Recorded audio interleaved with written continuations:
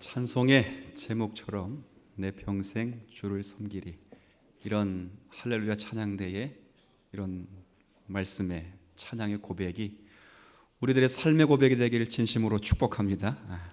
축복합니다. 예. 오늘 본문은 예수님께서 십자가를 지시고 골고다 언덕을 향하여 가시는 그 걸음 속에서 예수님을 향해 동정과 연민의 눈물을 흘리며 따라갔던 여인들에게 예수님께서 친히 하신 말씀입니다. 예루살렘의 딸들아, 나를 위하여 울지 말고 너희와 너희 자녀들을 울라. 많이 읽고 가슴이 찡해지는 그런 말씀입니다. 오늘 이 말씀의 의미가 무엇인지 함께 살피면서 오늘 우리들에게 주시는 교훈을 함께 나누려고 합니다. 10여 년 전에 시중에 대단한 센세이션을 불러일으키며 또 기독교인들의 눈에서 눈물을 쏟아내게 했던 영화가 있습니다. 그리스도의 순환이라고 하는 영화인데 원 제목은 패션 오브 크라이스트라는 영화였습니다. 유명한 배우이자 독실한 천주교 신자였던 멜 깁슨이 영화 감독을 맡아 화제가 된 영화이기도 합니다. 예수님이 고난당하셨던 그 장면을 너무도 잔인할 정도로, 그리고 사실적이고 자극적으로 그렇게 묘사한 영화였습니다. 그 당시 제게도 이 영화를 보라고 권하는 사람들이 많았고, 또 주변에도 이 영화를 보는 사람들이 참 많았습니다. 저도 그 권고의 말을 듣고 이 영화를 한번 본 적이 있습니다.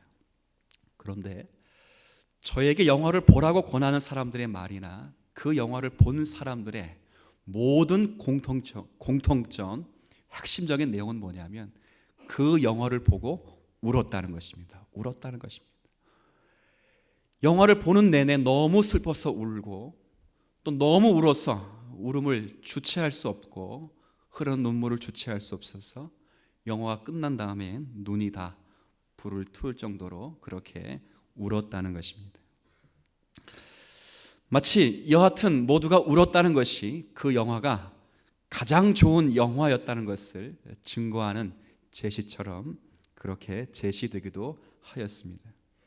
이 영화의 내용은 다른 것이 아니라 예수님께서 잡혀서 넘겨지는 순간부터 십자가 가운데 운명을 맞이하시는 그 죽으시기까지 예수님께서 얼마나 큰 고통을 당하셨는가, 그것을 잔인할 정도로 그렇게 생생히 보여주는 것입니다.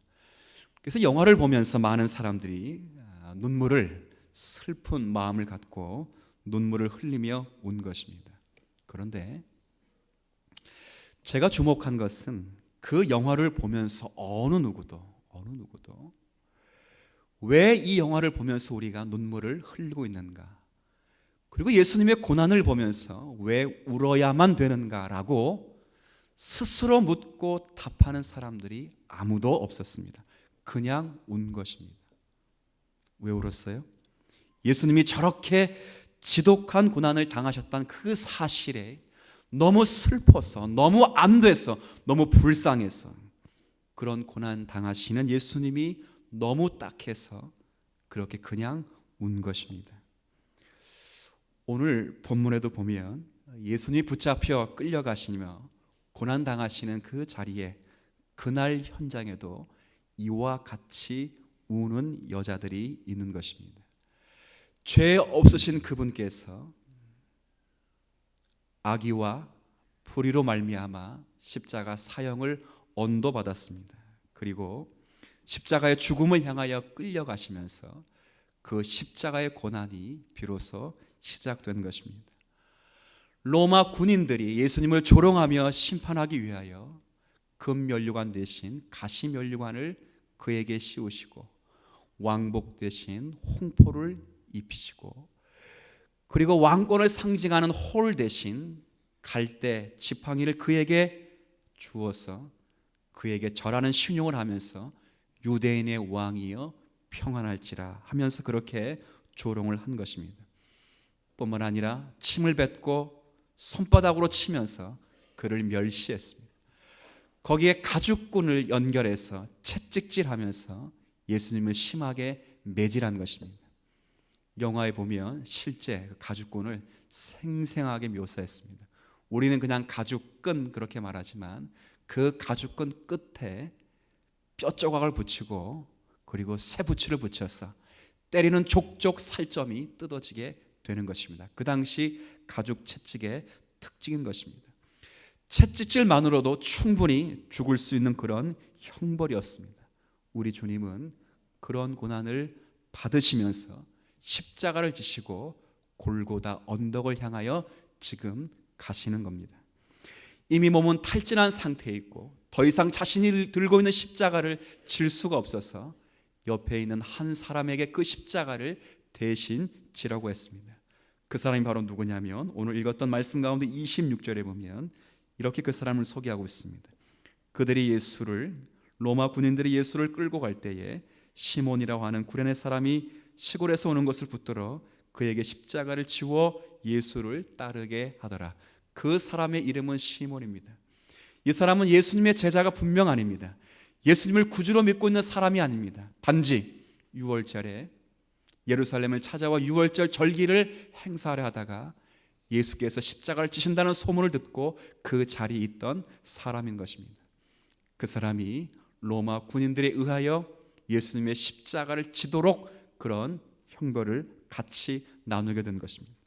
시몬만 따라간 것이 아니라 27절에 보면 누구도 따라가냐면 또 백성들도 함께 따라갔습니다.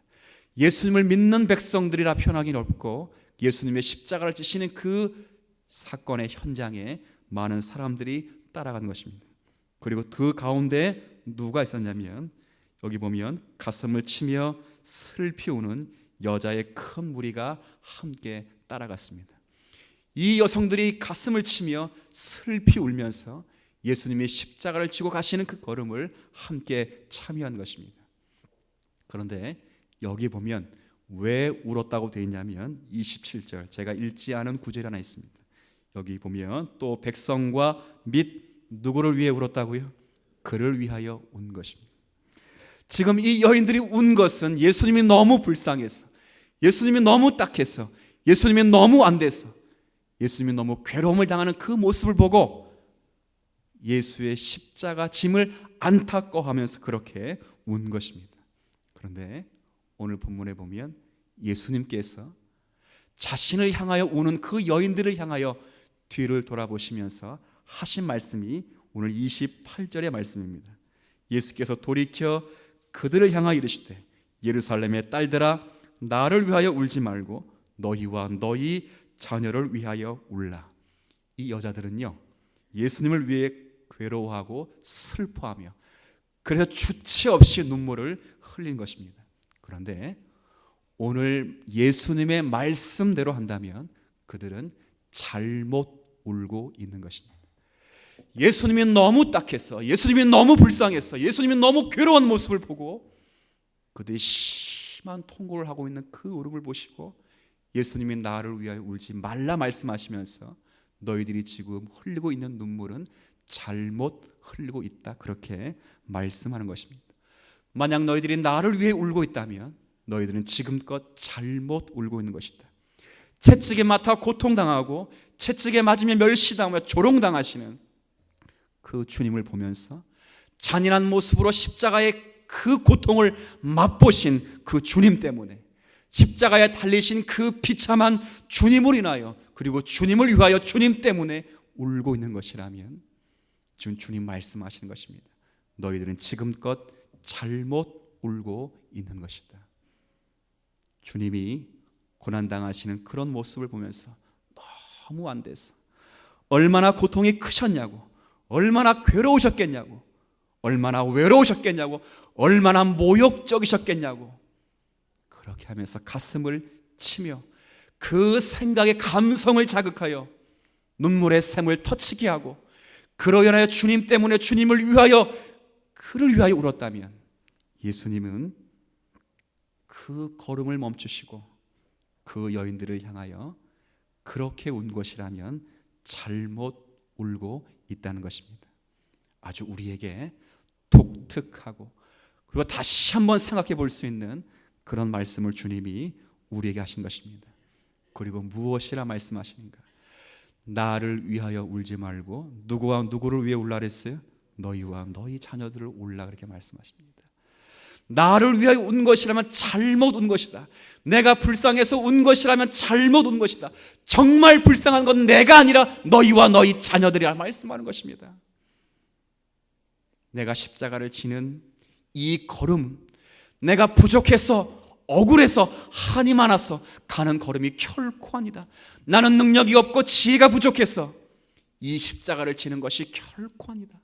나는 너희를 위하여, 하나님께 선택하신 자기 백성을 위하여, 그의 죄를 대속하기 위하여 하나님께 예비하신 이 십자가의 길을 순종함으로 나는 떳떳이 의연하게 감사하게 고난의 길을 가는 것이다.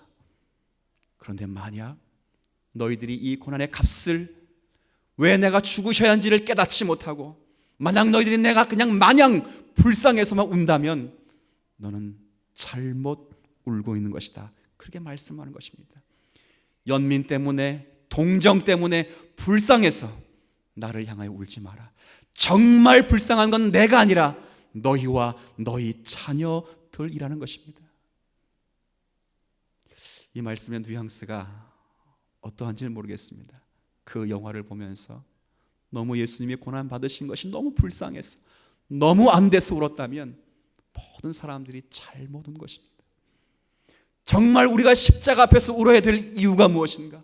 과연 무엇 때문에 오늘 예수님께서 말씀하신 이 내용을 따라 울어야 되는가?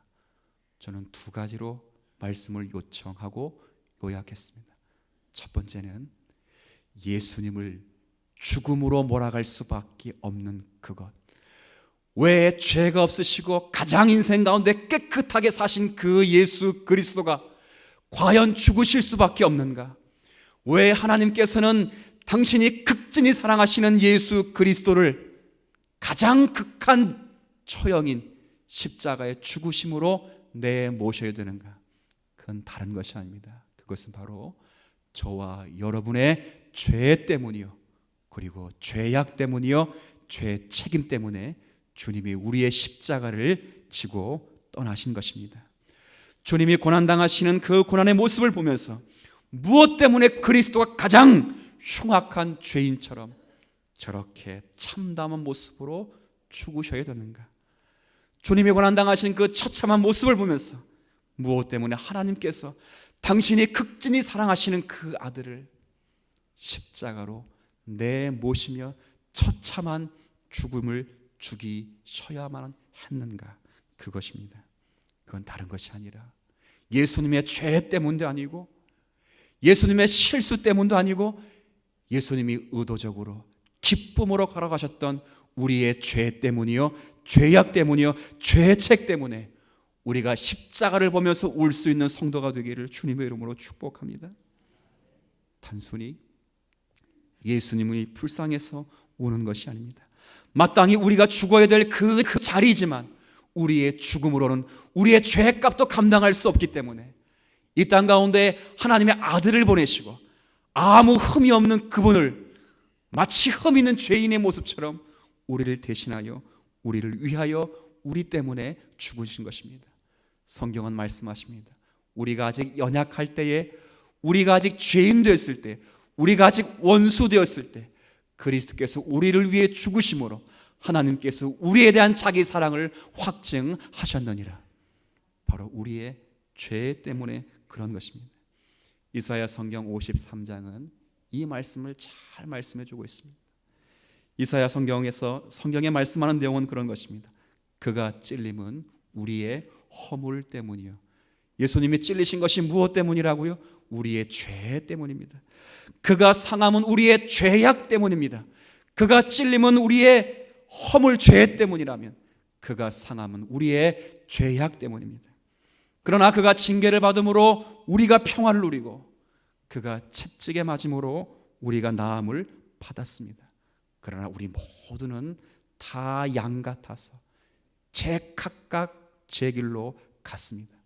그러나 여호와께서는 우리 모두의 죄악을 그에게 담당시키신 것입니다.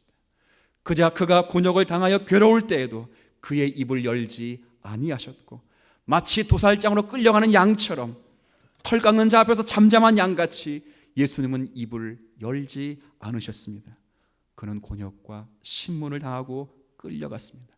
그러나 그 세대 어떠한 사람도 생각하기를 그가 살아있는 자들의 땅에서 끊어짐은 마땅히 형벌받을 내 백성의 허물 때문이라고 말한 사람이 아무도 없었던 것입니다.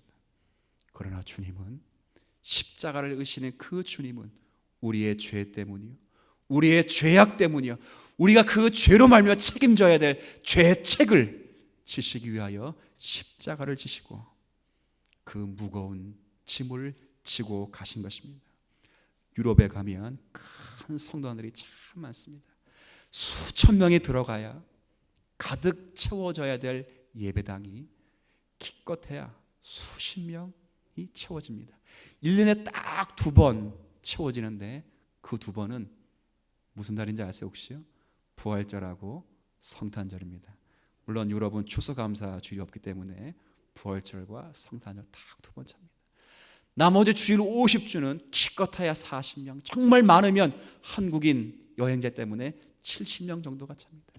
그 중간에 우리 교회처럼 십자가가 달려 있습니다. 그러나 십자가만 달려 있는 것이 아니라 그 옆에 가시면류관을 쓰신 예수님의 형상이 함께 놓여 있습니다. 많은 관광객들이 반바지를 입고 슬리퍼를 질질 끌고 껌을 질겅질겅 씹으면서 저 양반 저기 매달려 있지? 그렇게 묻습니다. 저는 이 십자가를 보면서 성도들에게 그렇게 묻고 싶습니다. 과연 예수님이 이 십자가에 왜 달려 돌아가셨을까? 그것은 우리의 허물 때문이요, 우리의 죄악 때문이요, 우리 스스로 목숨을 끊어내도 감당할 수 없는 우리의 죄 책임 때문에 예수 그리스도께서 어느 누구도 알아주지 않는 그 자리에서 죄 없는 분이 우리의 죄를 담당하신 것을 인하여 감사하며 눈물을 흘릴 줄 아는 저와 여러분이 되시기를 진심으로 축복합니다. 그뿐 아닙니다. 이제 이 땅을 사는 성도들이라면 마땅히 예수님을 인하여 구원받은 성도들에게 예수님의 은혜가 감사하게 넘쳐야 될 것에, 그 자리에 우리의 죄악의 모습 때문에 예수님을 인하여 우는 성도가 되면 좋을 것 같습니다. 제가 예전에 에스겔 성경 말씀을 읽다가 너무 은혜 받은 구절이 하나, 본문이 있습니다. 에스겔 성경 9장에 보면 하나님께서 에스겔을 통하여 환상을 보여주시는데, 어떤 환상이냐면 이스라엘 백성들의 심판에 관한 환상입니다. 근데 그 심판에 관한 환상 속에서 하나님께서 예루살렘 성읍을 주관하는 모든 천사들을 다 불러냅니다. 그리고 그 천사들에게 어떤 명령을 내리냐면, 이 백성을 죽이기 위하여 너희들의 허리에 칼을 차고 죽이는 무기를 다 들라, 그렇게 명령합니다. 근데 유독 그 천사들 가운데 딱 한 사람에게는 죽이는 무기를 들지 말고 뭘 들라고 하냐면 서기관들의 먹그릇통을 들라고 합니다. 그리고 붓을 들라고 합니다. 그리고 그에게 그렇게 명령을 합니다. 지금부터 사람들의 이마에 표를 그리라. 표. 그 사람들의 이마에 표가 그려지는 성도의 특징을 이렇게 말합니다. 예루살렘의 가증한 일로 인하여 탄식하며 우는 자, 그들에게 이마에 표를 내라는 것입니다. 나머지 모든 천사들에게 명령하기는 예루살렘에 거주하는 모든 남녀노소를 불문하고 모든 자를 죽이라. 그러나 단지 예루살렘의 가증한 일로 인하여 탄식하며 우는 자는 절대 죽이지 말라는 것입니다. 사랑하는 성도 여러분, 예루살렘의 가증한 일로 인하여 탄식하며 우는 성도가 저 여러분의 마음이 되면 참 좋겠습니다. 하나님의 거룩한 성전, 하나님의 거룩한 마음, 저와 여러분의 심령에 예수 그리스도의 마음으로 채워지지 않고 십자가의 은혜로 채워지지 않고 나의 죄된 모습으로, 나의 죄악의 가득함으로, 세상의 정욕과 욕심이 가득한 것으로 울며 탄식하는 성도의 심령이 저와 여러분의 마음의 심령이 되면 참으로 좋을 것 같습니다. 많은 분들이요, 교회가 세속화됐다고, 교회에 그리스도의 사랑이 식었다고 탄식하며 지적하는 성도가 있어도 그것 때문에 탄식하며 우는 성도는 결코 많지 않습니다. 성도는 그 자리에까지 와야 할 것입니다. 하나님의 예배에 초청되어서 하나님의 감격을 모르고 있는 우리의 마음, 늘 한 주간 동안 살며 주의 은혜 가운데 살면서 그 은혜에 감사치 못한 우리의 무딘 마음, 예수 그리스도의 자녀가 되고 십자가의 은혜를 받았음에도 불구하고 그 감격의 은혜 속에서 주님을 닮지 못한 우리의 마음 때문에 탄식하며 우는 성도가 저와 여러분의 마음이 되면 좋을 것 같습니다. 직분은 목사요, 직분은 장로요, 직분은 안수집사요, 권사임에도 불구하고 충분히 우리에게 주어진 예배의 자리를 사모하지 못하고 기도의 자리에 사모하지 못하고 마땅히 우리가 누려야 될 주님의 은총과 인격을 우리의 삶으로 감당하지 못한 그 죄 때문에 하나님 앞에 탄식하며 우는 성도, 주께서 나를 위하여 모든 물과 피를 다 흘리시면서 죄 없는 그분이 나를 위해 돌아가신 그 구속의 은총을 감사하며 하나님 앞에 제대로 울며 우리의 신앙의 값을 감당하는 믿음의 성도가 되기를 진심으로 축복합니다. 두 번째는 제가 이 말씀을 묵상하면서 예수님께서 나를 위해 울지 말라고 말씀하신 그 근본적인 이유는 여기에 있습니다. 그건 다른 것이 아니라 마지막 심판이 바로 코앞에 있기 때문에 그런 것입니다. 그리스도를 배반하고 그리스도를 배척하고 거부하는 자들에게 반드시 찾아오게 될 임박한 심판 때문에 나를 위해 울지 말고 너희와 너희 자녀들을 위하여 울라고 말씀을 하는 것입니다. 여기 29절에 뭐라 말씀하십니까? 29절 앞부분을 보십시오. 보라, 날이 이르면 이 날이 바로 심판의 날이요 멸망의 날입니다.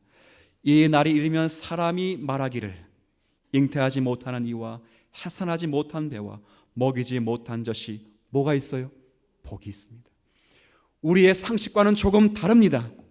일반적으로는 자녀를 낳고 양육하는 것을 가장 큰 복이라 말합니다.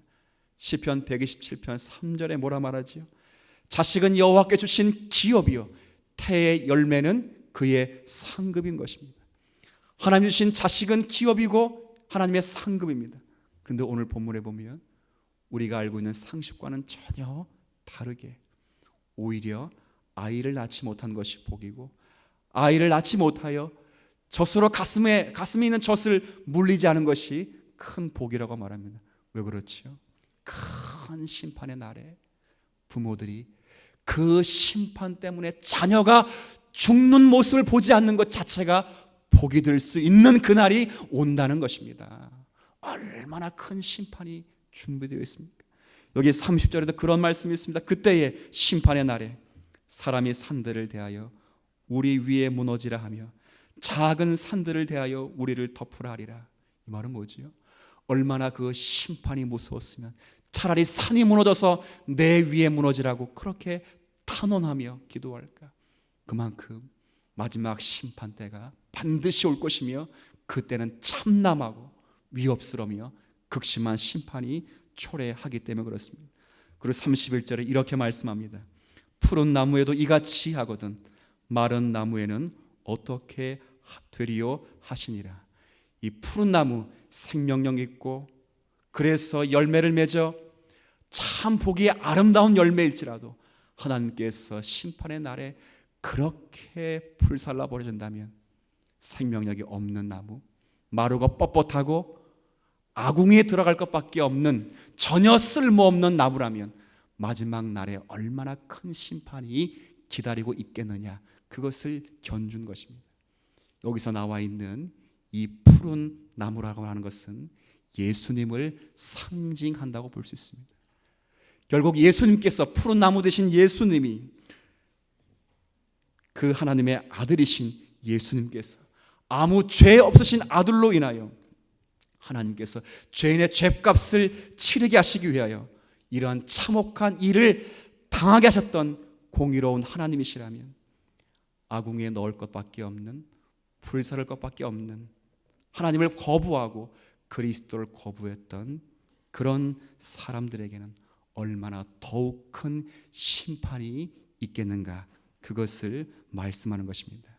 예수님을 믿지 않은 죄, 예수님을 배척하는 죄, 예수님의 은혜를 거부하는지, 십자가의 은혜를 깨닫지 못하는지, 바로 그에게 이 땅의 마지막 심판이 도래할 것이기 때문에, 그 때문에 너희와 너희 자녀를 위하여 올라는 것입니다. 이 예언은요, 실제 예수님께서 십자가에 달려 돌아가시고 40년이 채 되지 않은 해, 이 예루살렘과 예루살렘의 온 성과 성전이 로마 군인들에 의해 철저하게 파괴되었습니다. 그때 유대 사람들이 큰 학살로 인하여 많은 사람이 죽었고 산으로 도망갔고 1942년까지 어느 누구도 이스라엘이라는 나라를 영토 안에서 찾아낼 수 없을 정도로 그렇게 심각한 어려움을 겪게 되었습니다. 그런데 그거는 아직도 마지막 심판을 예고하는 전조 현상에 불과한 것입니다.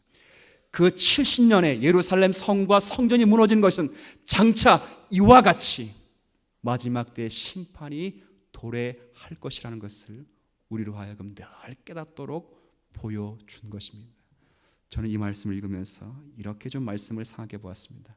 이 말씀은 아직도 주님이 지신 고난의 십자가에 참여하지 못하고 있는 사람들, 그리하여 남아있는 것은 임박한 심판인데 그 임박한 심판을 깨닫지 못하고 겁없이 달려가고 있는 내 주변의 사람들을 위하여 탄식하며 울어야 되지 않겠는가. 전 이 말씀을 그렇게 생각을 합니다.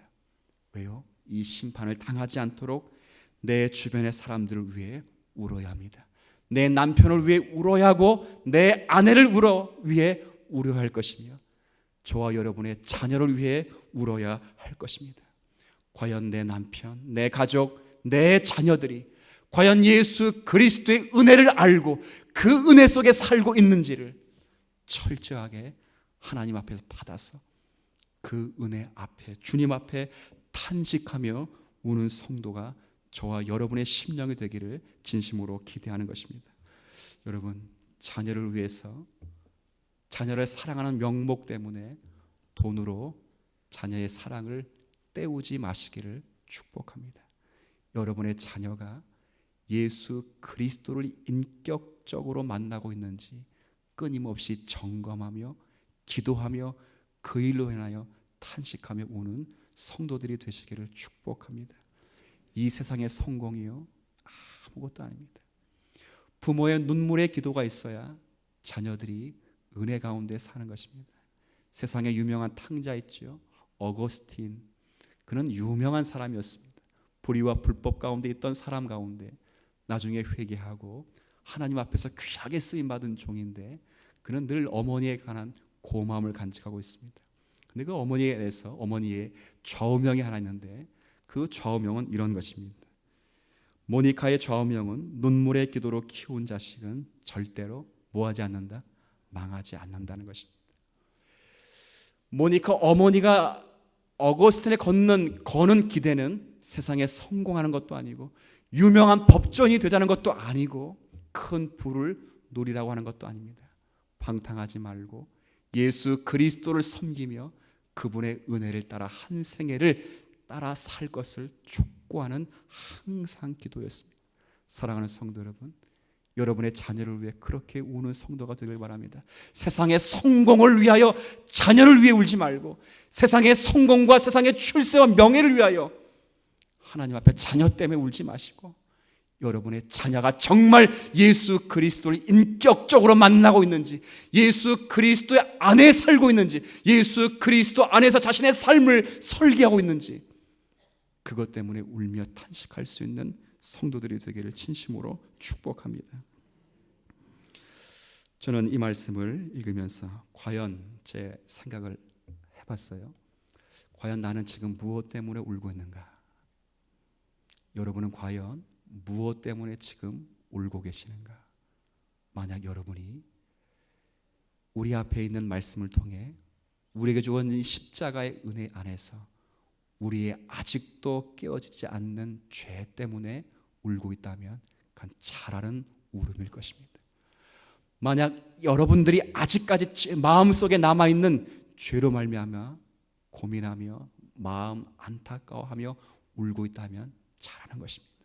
뿐만 아니라 임박한 심판 앞에서 내 남편, 내 아내, 내 자녀의 구원을 위하여 울고 있고 그들이 인격적으로 예수 그리스도를 만나기를 희망하며 울고 있다면 여러분은 잘 울고 있는 것입니다. 근데 만약 여러분이 자신과 자신의 자녀와 자신의 가정이 이 세상에서 먹고 살고 그리고 세상의 영화를 누리기 위하여 주님께 울고 있다면 그것은 주님 앞에서 잘못 울고 있는 것입니다. 우리가 부르고 있는 찬송 가운데 어메이징 그레이스라는 찬송이 있습니다. 제가 참 좋아하는 강변교회의 원로 목사님이신 김명혁 목사님이란 분이 계셔요. 그분은 바른 신앙과 바른 신학 그리고 바른 설교로 인하여 참 유명하신 분입니다. 근데 그분이 참 좋아하는 찬송이 바로 어메이징 그레이스와는 나 같은 죄인 살리신이라는 찬송입니다. 거기 각 절마다 무슨 내용이 반복되어 있냐면 혹시 기억나세요? 나 같은 죄인 살리신 뭐가 놀랍고 고맙다고요? 항상 반복되는 게 주님의 은혜입니다. 은혜. 무엇 때문에 눈물을 흘리시죠? 나의 죄가 사해지고 나의 죄로 인하여 십자가의 처절한 죽음을 그곳에서 물과 피를 흘려내시며 나를 위해 그 걸음을 걸으셨던 주님의 은혜가 너무 고맙고 감사해서 우는 성도. 그러나 그 십자가의 은혜를 받았음에도 불구하고 우리 가운데 아직 변화되지 못한 나의 마음, 나의 심령, 그리고 내 변화받지 못한 인격 때문에 여러분 울고 있다면 그건 잘하는 것입니다. 저는 신앙생활을 그렇게 생각합니다. 제게 늘 묻죠. 목사님, 신앙생활은 뭡니까? 어떤 것입니까? 저는 늘 말합니다. 신앙생활은 여러분이 그리스도처럼 변해가는 것입니다. 그리스도를 닮아가는 것이고 그리스도처럼 살아가는 것이고 그리스도 안에서 그리스도처럼 되는 것입니다. 베드로후서 1장 4절에 뭐라 말하는지 아세요? 베드로는 그렇게 말합니다. 하나님이 여러분을 건져낸 것은 여러분을 예수로 만들기 위하여 건져내신 것이라. 여러분은 예수가 되셔야 됩니다. 여러분의 생각과 말과 행동에 예수 그리스도의 온 인격이 묻어 나셔야 할 것입니다. 근데 우리의 신앙을 살펴보십시오. 예수를 닮지 않습니다. 예수를 이용하길 바랍니다. 내가 성공하길 원하고 내가 부를 누리기 원하고 내가 명예를 얻기 위하여 예수를 이용하고 있습니다. 그렇지 않게 되길 바랍니다. 오직 예수 그리스도의 은혜 속에서 그분의 은총을 간구하고 그분 안에 누릴 수 있는 축복이 저와 여러분 가운데 있어야 할 것입니다. 제가 좋아하는 목회자와 설교자 가운데 토마스 왓슨이라고 하는 분, 이분을 알게 된 것은 근래입니다. 근래. 그분이 팔복이라는 설교를 하면서 의에 줄이고 목마르다는 설교를 이렇게 해서 아주 긴 설교인데 제가 유독 참 가슴에 와닿는 문장이 있어서 제가 좀 읽어드리겠습니다. 의에 줄이고 목마른 것을 뭐라 표현하냐면 아이가 갓 태어나서 맨 처음 하는 일은 엄마 가슴을 더듬으면서 배고파하는 것입니다. 맞습니까? 어린아이가 가장 먼저 태어나서 가장 먼저 하는 일이 뭐라고요? 엄마 가슴을 막 비비면서 배고파하면서 뭐 하는 거라고요? 우는 것입니다. 이것이 의에 줄이고 목마른 것이라 그렇게 말씀을 했습니다. 저는 우리 성도들이 그렇게 살아가면 좋겠습니다. 여러분의 삶의 자리의 심령으로 예수 그리스도의 성품을 닮아가면 좋을 것 같습니다. 그리고 우리의 삶으로 우리가 믿는 예수 그리스도가 누구이신지를 고백하며 살아가는 성도가 되면 좋겠습니다. 이 일로 인하여 감당하지 못한 나의 죄 때문에 우시길 바라고 그리고 앞으로는 임박한 심판 앞에 놓여 있는 예수 그리스도를 모르는 문영혼 여러분의 가족 특별히 자녀를 위해서 끊임없이 탄식하며 우는 성도가 되기를 축복합니다. 울어야 됩니다. 탄식해야 됩니다. 무엇 때문에 우리 아이들을 이 땅에서 살아가게 하시는가? 그건 하나님의 영광과 기쁨일 것입니다. 아무쪼록 이런 은혜가 저와 여러분 가운데 충만하게 되시기를 주님의 이름으로 축복합니다. 찬송가 144장